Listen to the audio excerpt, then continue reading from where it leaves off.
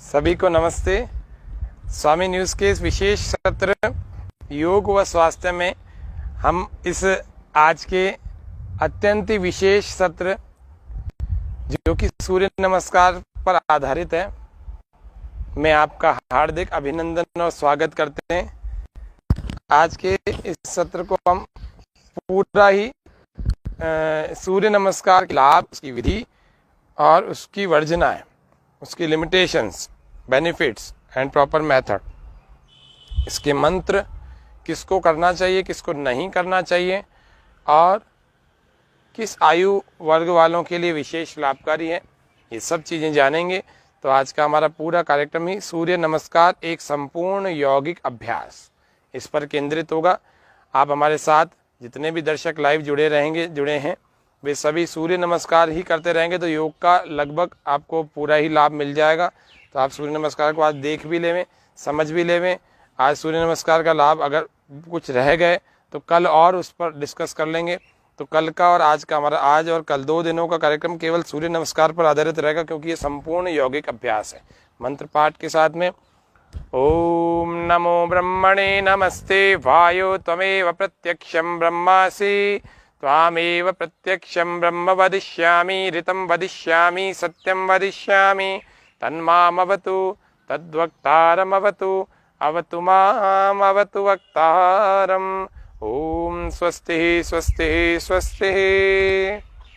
सूर्य नमस्कार खड़े खड़े, सूर्य नमस्कार बैठे बैठे, सूर्य नमस्कार मानसिक रूप से कैसे करें। एक ही पोस्चर में 8 घंटे तक आप ट्रेन में या फ्लाइट में बैठे में 2 घंटे तक, तो मानसिक रूप से तब भी सूर्य नमस्कार हो सकता है और तनाव से मुक्ति मिल सकती है उस समय बैठे बैठे ही। तो ये आज के सत्र में और कल के सत्र में हम जानेंगे। तो सूर्य नमस्कार का एक अभ्यास मैं कर देता हूँ, फिर आपको योग साधक के द्वारा उन कई अभ्यासों को आपको दिखाते हैं और इसके लाभ भी बताते हैं। इसके 66 से भी अधिक लाभ हैं सूर्य नमस्कार के। 13 सावधानियां हैं। तो मोर देन 66 बेनिफिट्स ऑफ सूर्य नमस्कार, अ कंप्लीट यौगिक प्रैक्टिस। 7 आसन और 5 इसके आवर्तन, 5 इसका दोहराव, ये मिला करके यदि हम देखते हैं तो ये 12 क्रियाओं से जुड़ा हुआ एक सूर्य नमस्कार संपूर्ण यौगिक अभ्यास है। इसमें प्राणायाम का क्रम बड़ा महत्वपूर्ण है, इसमें मानसिक स्थिति बड़ी महत्वपूर्ण है और इसके अंदर मंत्रों का भी बड़ा महत्व है। मंत्रों में कौन कौन से चक्र पर ध्यान किया जाता है, किस किस आसन से कौन से रोग ठीक होते हैं, किस किस आसन से कौन कौन से अंग की दुर्बलता कमजोरी दूर होती है, ये सब बहुत महत्वपूर्ण है। अब सूर्य नमस्कार के 2 दिनों के कार्यक्रमों में हम यही जानेंगे।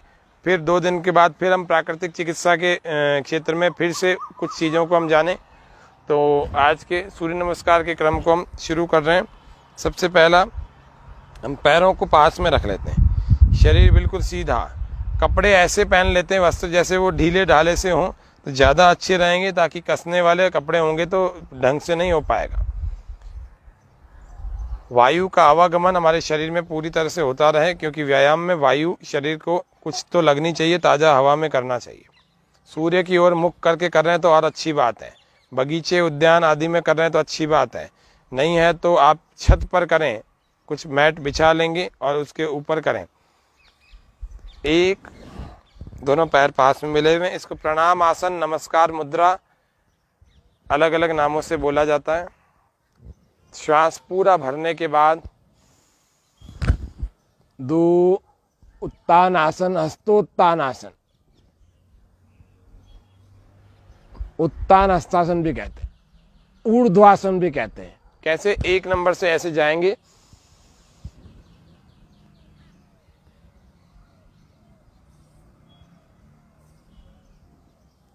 तीन के लिए श्वास पूरा बाहर,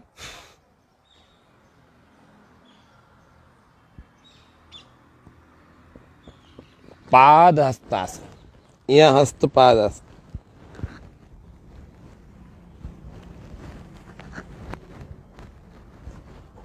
घुटने सीधे, श्वास बाहर, पेट खाली और माथा लगाते हैं घुटनों से। श्वास पूरा भरें, चौथा है अश्व संचालन आसन। श्वास पूरा भर के कमर को झुकाए,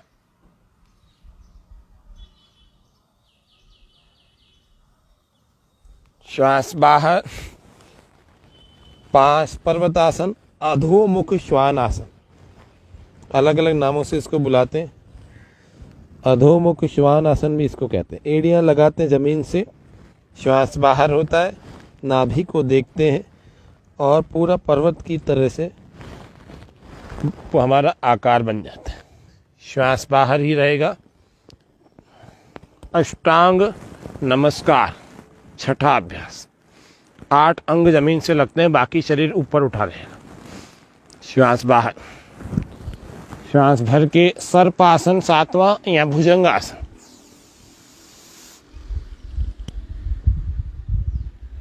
इसको कुछ लोग ऐसे पैरों को लॉक करके भी करते हैं। मेरे हिसाब से ये अच्छे ढंग से ऐसे हो पाता है।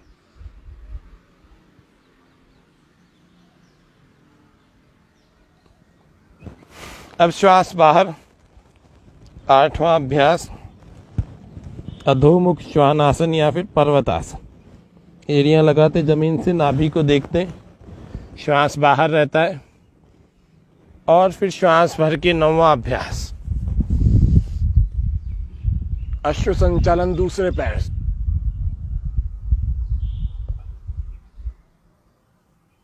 जो कई आसनों को करता है उनको इस सूर्य नमस्कार के आसनों में ही थोड़ी देर रुकना चाहिए, इससे पूरे लाभ हो जाते हैं। श्वास बाहर। 10, श्वास भरें। 11,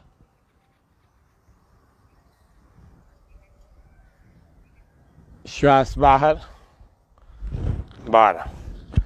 अब इतना रुक कर के कोई व्यक्ति करता है ना, तो इसका मतलब वो पूरी तरह से अपने आप को व्यायाम दे रहा है, पूरा समय लगा करके कर रहा है। तो आज सूर्य नमस्कार हम बता दें।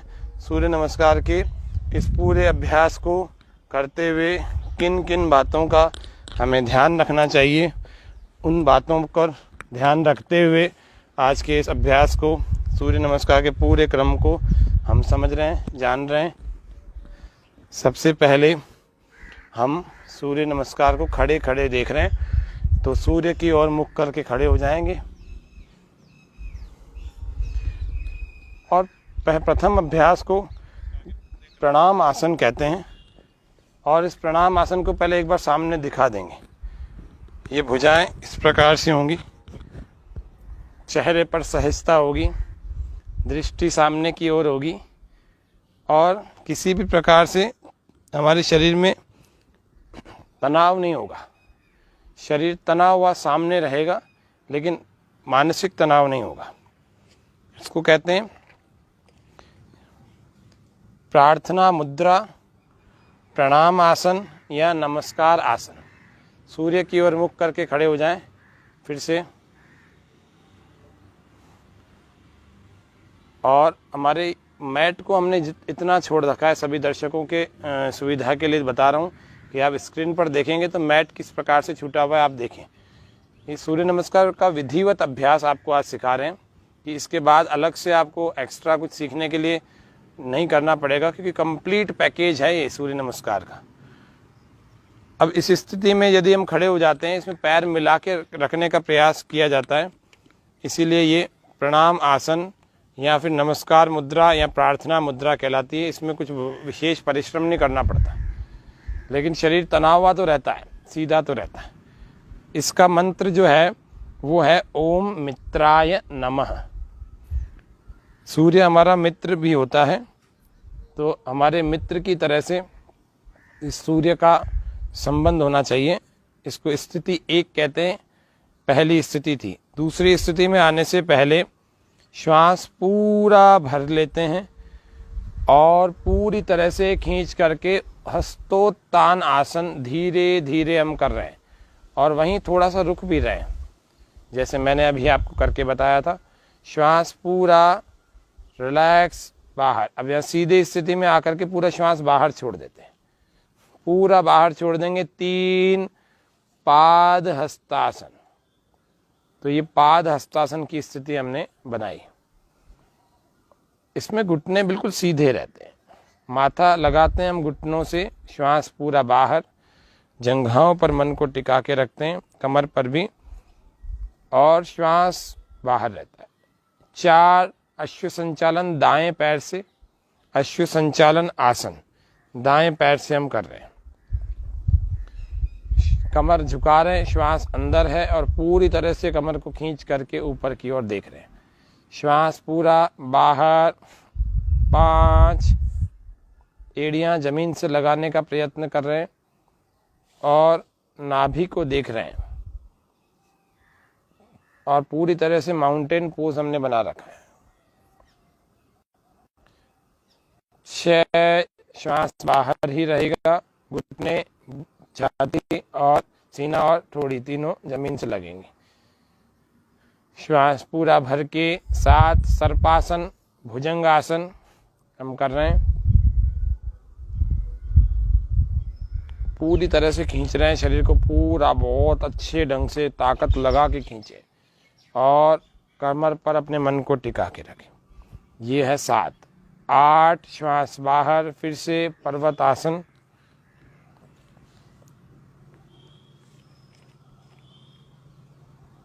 या अधोमुख श्वान आसन, या फिर भूधरासन इसको कहते हैं।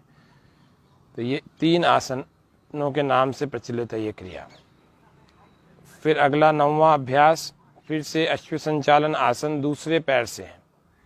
तो अश्व संचालन आसन या एक पाद प्रसारणासन, एक पाद का प्रसारण हो रहा है और एक पाद आगे, तो ये एक पाद प्रसारण आसन भी कहलाता है। ये 9वां। 10वें श्वास बाहर और फिर से पाद हस्तासन की स्थिति बना रहे हैं। श्वास बाहर, माथा घुटनों से, और घुटने बिल्कुल सीधे, और जंघाओं में खिंचाव तनाव अनुभव होगा, इनके भीतर का बल उसमें वृद्धि होगी। ये श्वास पूरा भर के धीरे धीरे आएंगे ऊपर, और 11 नंबर जिसको हम हस्तोत्तानासन कहते हैं या ऊर्ध्वासन कहते हैं, बहुत सुंदर।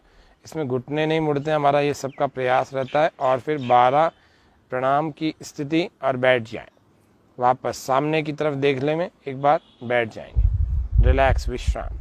अब इतना करने पर एक सूर्य नमस्कार की ही हमें इतना थका देता है कि हमें कुछ और बहुत सारे आसनों को करने की आवश्यकता नहीं पड़ती।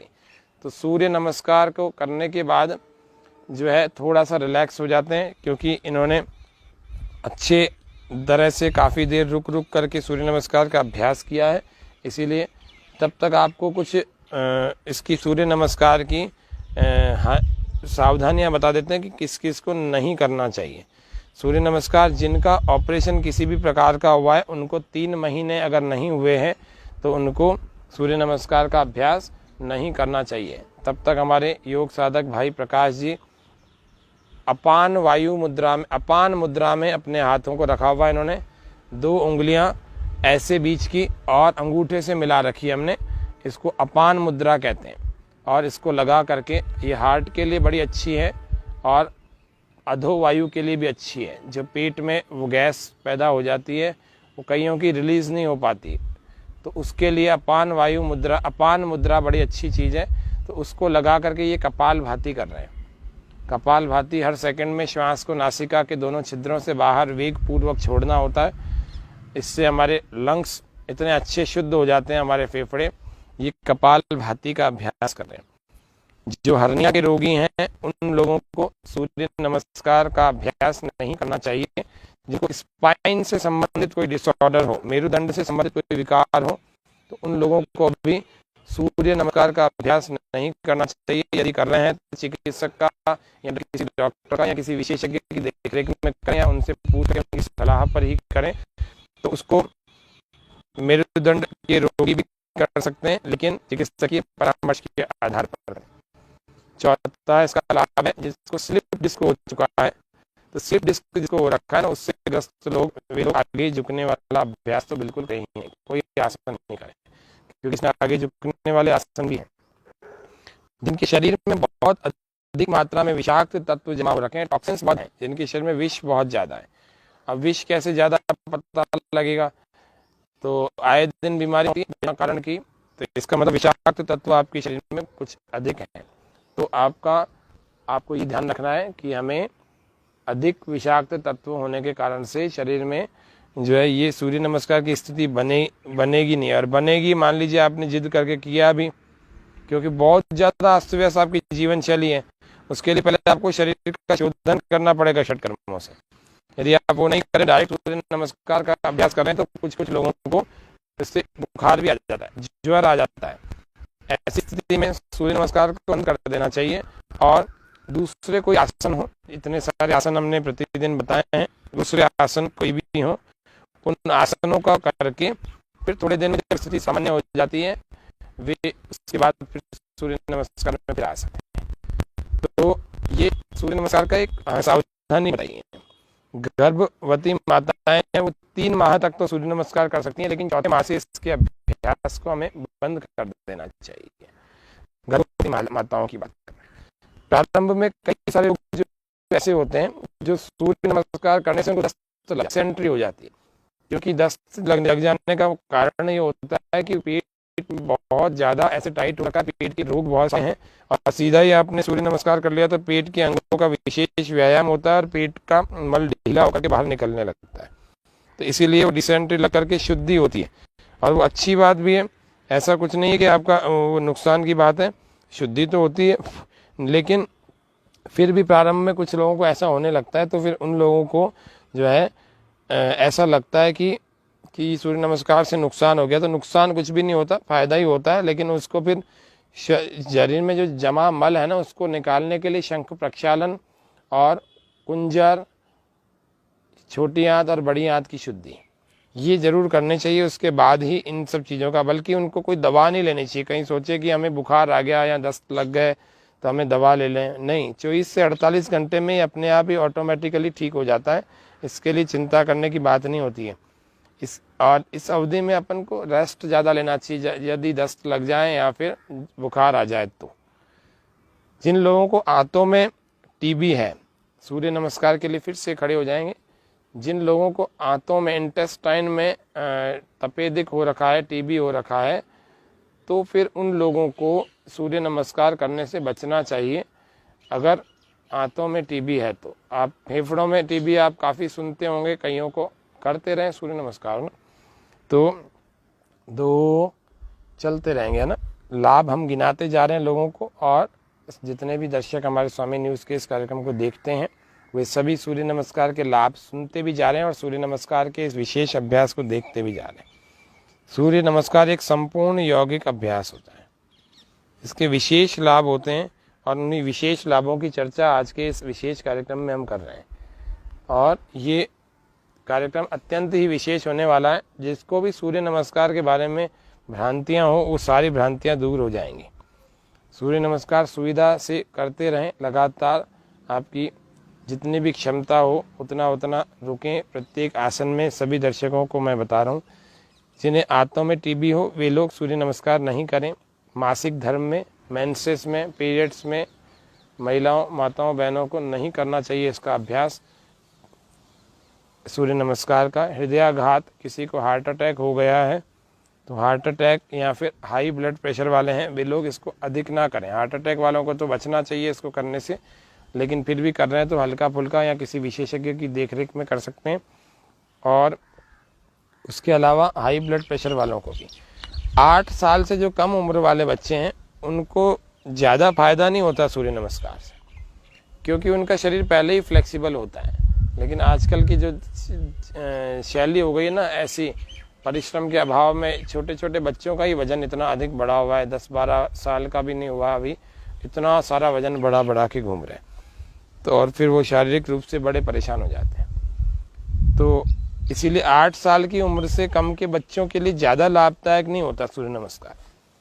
अधिक आयु वाले जो लोग हैं वे भी अधिक खिंचाव वाले आसनों को उनको नहीं करना चाहिए। जब ज़्यादा आयु हो गई, 60-70 साल हो गई, फिर भी शरीर बहुत खींच रहे हैं, तो उस समय में तो शरीर को ज़्यादा कष्ट देना नहीं है। उस समय आरामदायक या फिर तनाव मुक्त करने वाली क्रियाओं को ही करना चाहिए। हम आयु के हिसाब से भी कार्यक्रम आपके सामने रखेंगे समय आने पर, लेकिन अभी आज सूर्य नमस्कार के बारे में जान रहे हैं। तो अधिक वय वाले लोग जो हैं अधिक खिंचाव वाले आसनों को करने से बचें। और 13वां और अंतिम सावधानी बता रहा हूँ इसकी, नाश्ता या भोजन करने के बाद में नहीं करना। यदि नाश्ता या भोजन आपने कर लिया है और सूर्य नमस्कार करने का मन है आपका, तो 4 से 5 घंटे आप रुक जाएं, तो सूर्य नमस्कार एकदम तत्काल उसके बाद ना करें। हमारे सभी दर्शकों का हार्दिक अभिनंदन।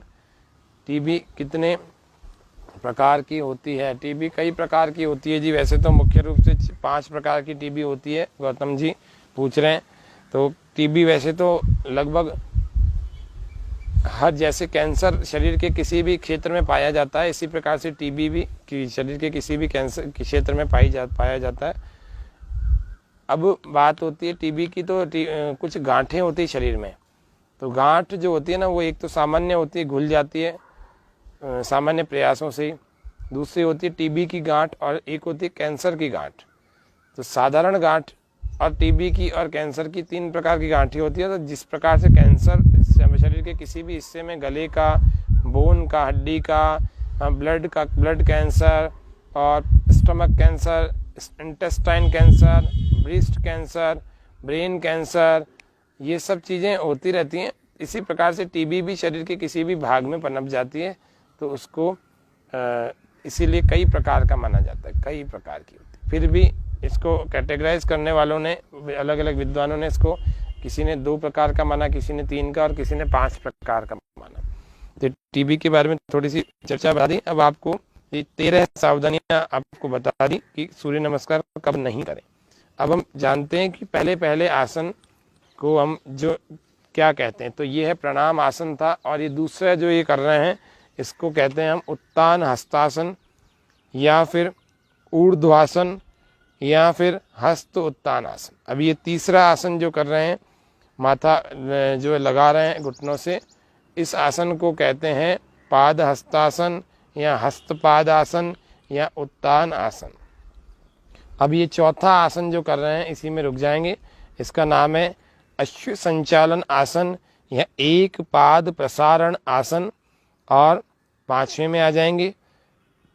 उस 5वें आसन को, जो कि पर्वत के आकार का दिख रहा है, इसको कहते हैं पर्वतासन, अधोमुख श्वान आसन या फिर भूधरासन, भूधरासन। 6 नंबर में आ जाएंगे। इसमें 8 अंग हमारे स्पर्श होते हैं। 8 अंग कौन कौन से? पहले तो दोनों पैरों की उंगलियां हमारी स्पर्श हो रखी हैं जमीन से। इसमें घुटने, ठोड़ी और छाती यही जमीन से लगाते हैं, सीना इसी में रुके रहेंगे। पहला तो हमारे दोनों पैरों की उंगलियां, दूसरा दोनों घुटने हमारे लगे हुए हैं, और दोनों हथेलियां हमारी लगी हुई हैं, और सीना तथा ठुड्डी लगी हुई हैं। ये इस प्रकार से 8 जो हैं हमारे अंग जमीन से लगे हुए हैं। इसको हम कहते हैं अष्टांग नमस्कार या अष्टांग आसन या साष्टांग आसन। 7 में आ जाएंगे भुजंग आसन। भुजंग अच्छे ढंग से खींचते हैं शरीर को और उसी स्थिति में बने रहते हैं। इसको भुजंग आसन या सर्पासन कहते हैं। मृत भुजंगम योगम आसनम, ये घिरंड महर्षि घिरंड ने कहा। चलेंगे ये 7वें के बाद 8वें में फिर से पर्वतासन। श्वास फिर से बाहर है हमारा, फिर श्वास भर के अश्व संचालन दूसरे पैर से, पीछे वाला घुटना और उठा लेंगे जमीन से, और पीछे वाले पैर को लॉक लगाने का प्रयास करें। बहुत सुंदर। ऐसे भी किया जा सकता है। ये दूसरे प्रकार से हमने सभी दर्शकों को बताया, ये ऐसे भी किया जाता है। ये हमारा हो गया अश्व संचालन। चलिए अब हम 10 नंबर में पाद हस्तासन में आएंगे। ये पाद हस्तासन, इस पाद हस्तासन से वेरिकोज वेंस की प्रॉब्लम ठीक होती है। हस्तोत्तान आसन 11वां अभ्यास। श्वास पूरा भर के पीछे ऊपर खींचते हैं और श्वास बाहर, रिलैक्स, विश्राम, बैठ जाएंगे।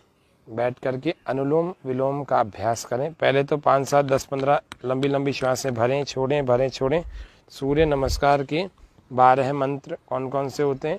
पहला होता है ओम मित्राय नमः, दूसरा होता है ओम रवैये नमः, तीसरा ओम सूर्याय नमः, चौथा ओम भानवे नमः, पांचवा ओम खगाय नमः, छठा ओम पूषणे नमः, सातवां ओम हिरण्यगर्भाय नमः और आठवां ओम मरीचये नमः, नौवां ओम आदित्याय नमः, 10वां ओम सवित्रे नमः, 11वां ओम अर्काय नमः, 12वां ओम भास्कराय नमः। प्रकृति की गोद में, इस सुरम्य गोद में मुख पर मंद मंद मुस्कान लिए हुए हम भस्त्रिका प्राणायाम का अभ्यास कर रहे हैं और इस भस्त्रिका के बाद हम अनुलोम विलोम की प्रक्रिया को करेंगे, अनुलोम विलोम प्राणायाम को करेंगे या नाड़ी शोधन प्राणायाम, दोनों में से कुछ भी हम बोल सकते हैं। इसमें दोनों में थोड़े अलग अलग नियम हैं, तो ये अनुलोम विलोम का अभ्यास हम कर रहे हैं।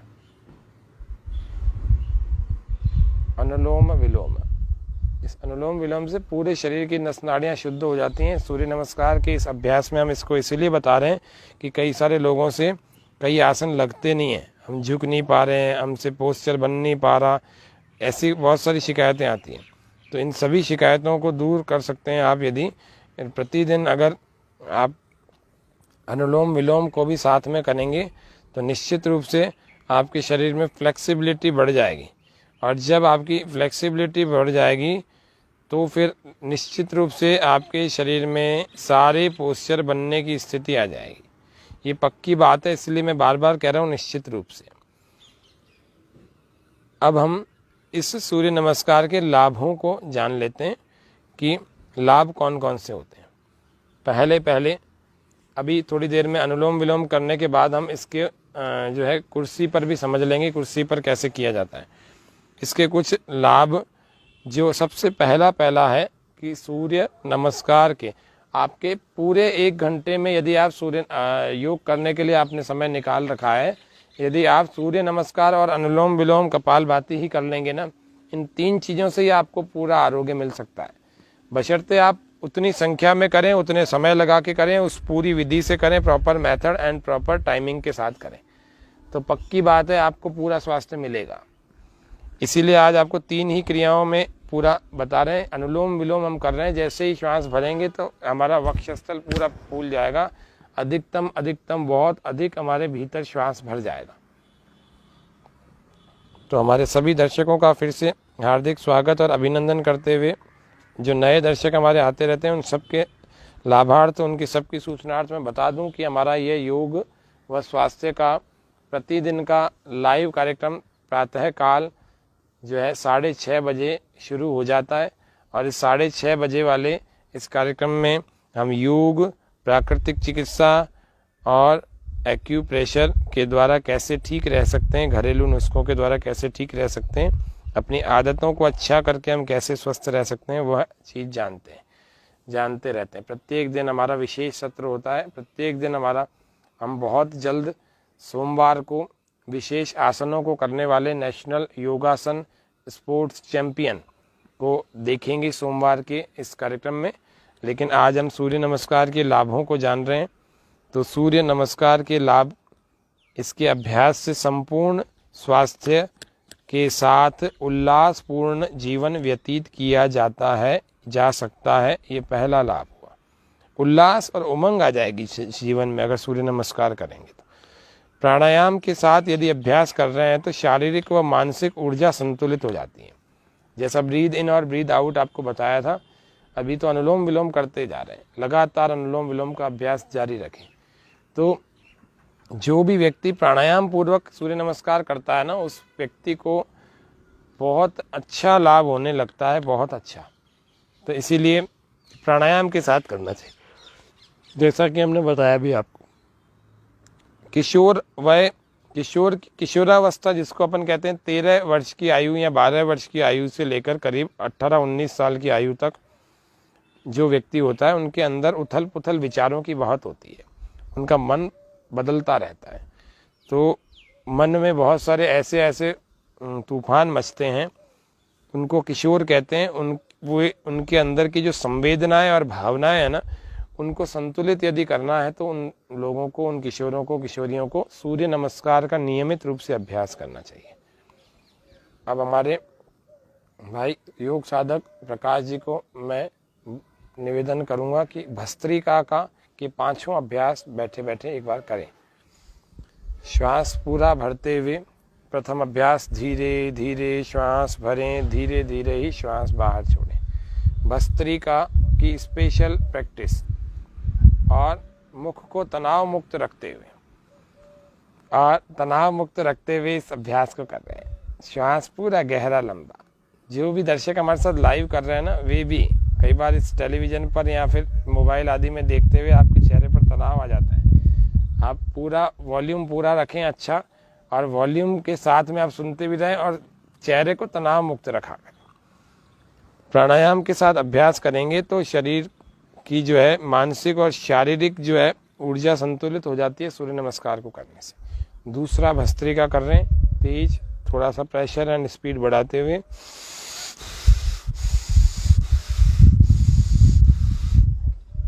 योग से कैसे ऑक्सीजन का स्तर बढ़ जाए, कैसे हम डेली की हेल्थ को प्राप्त करें, कैसे हमें रोज अच्छी भूख लगे, कैसे हमें रोज अच्छी नींद आए। योग ही एक मात्र ऐसी औषधि है, एक परम औषधि है जो हमें पूरी तरह से फिट रखने का सामर्थ्य रखती है। और जो भी लोग कंपटीशन को फाइट करते हैं ना, यदि उन लोगों को अपनी परफॉर्मेंस को अच्छा रखना है, अपनी क्लासेस में मॉनिटर लीडर की भूमिका निभानी है, अपने पढ़ाई में हमेशा अव्वल रहना है, तो उन लोगों को सूर्य नमस्कार का नियमित रूप से अभ्यास करना चाहिए। उत्तम प्रस्तुतियों को देना है। यदि आपको अध्ययन में रुचि जागृत करनी है या आपकी स्टडी में इंटरेस्ट नहीं है तो सूर्य नमस्कार करें। इंटरेस्ट क्यों नहीं? क्योंकि चीज़ें याद नहीं होती, तो सूर्य नमस्कार करने से चीज़ें याद होना शुरू हो जाती। तीसरा लड्डू फोड़ने वाला अभ्यास, सामने की ओर। तो ये भस्त्रिका का अभ्यास चल रहा है। हम फिर से आपको अभी सूर्य नमस्कार बताएंगे। सूर्य नमस्कार को करने के बहुत सारे लाभ हैं। हम 66 के 66 लाभों को गिना रहे हैं, तो आज जितने गिना देंगे, कल फिर थोड़े और, परसों और कल और 2 दिनों में हम सूर्य नमस्कार को ही जानेंगे खाली। तो जो कंपटीशन पढ़ रहे हैं, करते हैं, कंपटीशन फाइट करते रहते हैं और परीक्षाओं को देते रहते हैं अलग अलग, उन लोगों को अपनी अगर प्रस्तुतियों को सुधारना है तो वे लोग सूर्य नमस्कार का अभ्यास जरूर करें। उनकी परफॉर्मेंस अच्छी हो जाएगी, उनके भीतर रुचि जागृत होगी और स्मरण शक्ति तो बढ़ती ही बढ़ती है, क्योंकि उसको एनर्जी को यूज़ करने की जो है ना समझ पैदा हो जाती है। चौथा अभ्यास, श्वास भरते हुए हाथों को ऊपर ले जाते हैं और श्वास छोड़ते हुए वेग पूर्वक हाथों को नीचे लाते हैं। ये हाई ब्लड प्रेशर वाले इस अभ्यास का न करें। श्वास बाहर छोड़ते हुए नीचे ला रहे हैं धीरे धीरे। इसी क्रम को धीरे धीरे स्पीड के और प्रेशर के साथ बढ़ाते जाएंगे, क्रमशः बढ़ाते जाएंगे। यौवनावस्था में जो व्यक्ति प्रवेश करता है, जैसे 16 से 18 वर्ष की आयु में व्यक्ति युवा होने की जो है आयु में प्रवेश करता है, तो युवा होने की जो आयु है वो 16 से 18 साल की उम्र से शुरू हो जाती है। उसमें भी उच्छृंखल अवस्था होती है मन की बहुत सारी, और विशेषकर इसको कोई अच्छा मार्गदर्शन नहीं मिला तो फिर वो तो व्यक्ति अपने पूरे जीवन को खराब कर सकता है। 5वां अभ्यास, कंधों के ऊपर रखें और श्वास बाहर और मुट्ठियां बंद, अंगूठा बाहर। तो यौवनावस्था में हम सबके मन को, शरीर को संतुलित करने का काम करता है योग, और विशेषकर इसमें संपूर्ण यौगिक अभ्यास सूर्य नमस्कार। उसमें उच्छृंखल अवस्था में अगर सहजता से अपने आप को मेंटेन करने की कोई कला हम जान सकते हैं, इजीली कंट्रोल करना है, रेगुलेट करना है अपने शरीर को, मन को, रिलैक्स, विश्राम। प्रथम भस्त्रिका में आ जाएंगे फिर से गहरे लंबे श्वास, slowly inhale and slowly exhale, 5 से 10 श्वासों के साथ। तो यौवनावस्था में जो उच्छृंखलता हमारे मन और शरीर में रहती है, उसको अगर सहजता से आपको एडजस्ट करना है, रेगुलेट करना है, तो उसकी कैपेसिटी आपको सूर्य नमस्कार से मिलती है। हार्मोन्स के अगर शारीरिक विकास एवं भावनाओं पर पड़ने वाले जो प्रभाव होते हैं, वे भी सूर्य नमस्कार से संतुलित हो जाते हैं। क्यों? क्योंकि हार्मोनल चेंजेस भी कुछ कुछ शरीरों में बदलाव कर जाते हैं। आपने देखा होगा कई बच्चों के अंदर कुछ कमियां होती है, कई बड़ों में होती हैं। तो बच्चों में कमियां होती है, डॉक्टर्स के पास आप जाते हैं, डॉक्टर्स कहते हैं कुछ उम्र के साथ सही हो जाएंगे, और कुछ डॉक्टर्स कहते हैं कि ये उम्र के साथ और बिगड़ जाएगी, कुछ रोग ऐसे होते हैं। तो हार्मोनल चेंजेस होते हैं, तो इसीलिए 8 साल की उम्र से आपको बच्चों को सूर्य नमस्कार कराना शुरू कर देना चाहिए। हार्मोन्स का जो असंतुलन होता है ना, उसको भी ये सूर्य नमस्कार ठीक करता है। फिर से सूर्य नमस्कार के लिए हम खड़े हो जाएंगे, और हाँ, अभी कुर्सी पर सूर्य नमस्कार कैसे करते हैं वो हम जान रहे हैं। तो कुर्सी पर सूर्य नमस्कार, जो लोग खड़े खड़े नहीं कर पाते हैं, बहुत बीमार हैं, कुर्सी और पलंग पर ही या सोफे पर ही रहते हैं, तो फिर क्या करें? तो वे लोग ऐसा कुर्सी को रख लेंगे और दोनों पैरों को पास में रख लेते हैं, दोनों जमीन से लगी हुई, और कुर्सी पर सूर्य नमस्कार करने के लिए अभी हम गिनती गिनेंगे, तो करिए। ये एक गिनती के साथ में इन्होंने प्रथम प्रणाम आसन या नमस्कार मुद्रा में पहला अभ्यास है। श्वास पूरा भर के 2 हस्तोत्थान आसन,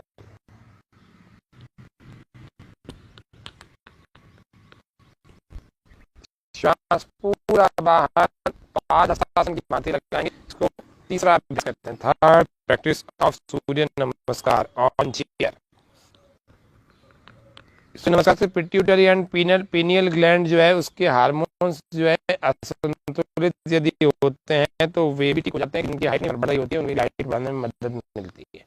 4, दाएं पैर को घुटने से मोड़कर इंटरलॉक हाथों का करके थोड़ा और ऊपर से पकड़ें, श्वास पूरा अंदर और छाती से लगाएंगे, इस घुटने को प्रयास यही करते हैं और पीछे की तरफ घूमना, थोड़ी देर रुकते हैं, श्वास पेट से बाहर। 5, दूसरे पैर के घुटने को इसी प्रकार से पकड़ करके थोड़ी सी नासिका से लगाने का प्रयत्न करते हैं, श्वास बाहर रहता है। ये 5वां अभ्यास बैठे बैठे सूर्य नमस्कार का। 6ठा अभ्यास, हम 6ठे अभ्यास की तरफ चलें। श्वास बाहर रहेंगे, दोनों पैरों को सामने की तरफ और पंजों को सामने खींचिए, कुर्सी के ठीक पास में अपने जंघाओं के पास में हाथों को लगाएं और श्वास बाहर है। पूरी तरह से सावधान सतर्क होकर के नाक की सीध में देख रहे हैं। ये हमारा 6ठा अभ्यास। 7वां फिर से उत्तान हस्तासन या हस्तोत्तान आसन।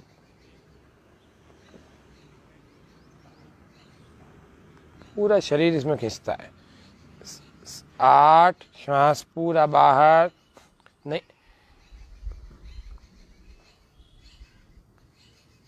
ये 8, श्वास पूरा बाहर। हर बार कोशिश करते हैं माथा हमारा जमीन से घुटनों से लग जाए। ये 8। 9, दाएं पैर से अश्व संचालन की जैसी प्रक्रिया। 10, श्वास पूरा बाहर, पवन मुक्तासन की तरह। 11, हस्तोत्तान आसन, और 12 वापस प्रणाम आसन नमस्कार मुद्रा। अब हम साइड से इसी अभ्यास को पार्श्व भाग से देख लेते हैं, तो पार्श्व भाग से और अधिक अच्छे ढंग से समझ में आ जाता है।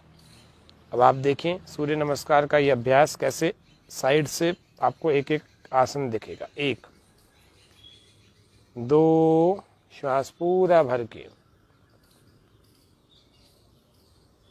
श्वास पूरा बाहर। 3,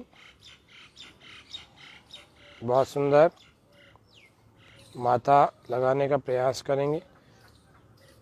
4, श्वास भर के दाएं पैर को लाएं और अंदर दबाएं इस घुटने को, बहुत सुंदर, श्वास अंदर। और 5, श्वास बाहर, बाएं पैर से अपने घुटने को हम थोड़ी से अथवा नासिका से लगाने का प्रयास करें। 6, श्वास बाहर पूरा, और पैरों को थोड़ा ऊपर कर लेंगे, कमर और सीधी, सामने दृष्टि, अपने पैर के अंगूठों के नाखूनों को हम देख रहे हैं। श्वास बाहर है, शरीर बाकी का तना हुआ है, बहुत सुंदर, जैसे कि दंडासन में बैठते हैं उसी प्रकार का ये अभ्यास है, लगभग मिलता जुलता। 7, हस्तोत्तान आसन, श्वास पूरा भर के, और 8, श्वास पूरा बाहर, पाद हस्तासन की तरह। प्रत्येक आसन में हम एड़ियों को जमीन पर ही लगा के रखने का प्रयास करते हैं, बहुत सुंदर। और 9 श्वास फिर से भरते हुए दाएं घुटने को हम लगाएं। 10 श्वास बाहर, बाएं घुटने को लगाएं ठोड़ी से। 9 में तो पीछे देख रहे, पीछे हमारी गर्दन हो जाती थी। 10 में हमारी गर्दन सामने है लेकिन ठोड़ी को लगा रहे हैं हम घुटने से। 11 श्वास पूरा भरते हुए हस्तोत्तान आसन। और 12 श्वास बाहर, रिलैक्स विश्राम। अब इसी क्रिया को दोहराते रहेंगे। 2-3 लाभों को हम और दर्शकों को बता देते हैं। 8 वर्ष का बालक यदि इस सूर्य नमस्कार को प्रारंभ करे, जो खड़े खड़े हम करते हैं, या बालिकाएं, तो उसकी शरीर के अंदर जितनी भी ऊर्जा है ना, उसका वो जीवन भर सदुपयोग कर सकता है। छत्रपति शिवाजी महाराज के गुरुजी थे समर्थ स्वामी रामदास। उनके बारे में सुनने में आता है कि वे 1000 बार प्रतिदिन, समर्थ रामदास जी थे, 1000 बार प्रतिदिन सूर्य नमस्कार का अभ्यास करते थे। 1000 बार। उन्होंने शिवाजी को भी ऐसा ही बना दिया। शिवाजी को पूरा अभ्यास सिखाया, विधि पूर्वक प्राणायाम के साथ सिखाया। शिवाजी का शरीर और चरित्र दोनों के दोनों इतिहास में अद्वितीय हो गए। केवल सूर्य नमस्कार से उनके शरीर में इतना बल आ गया। और उसके बाद उन्होंने, शिवाजी ने अपनी पूरी सेना को सिखाया, पूरे सारे सैनिकों को सूर्य नमस्कार का अभ्यास सिखाया, जिससे कि उनकी सेना की क्षमताओं में ऐसी जबरदस्त वृद्धि हुई कि शिवाजी ने बहुत बड़े बड़े युद्ध जीते। इस प्रकार से ये सूर्य नमस्कार के तो जितना महत्व कहा जाए उतना कम है।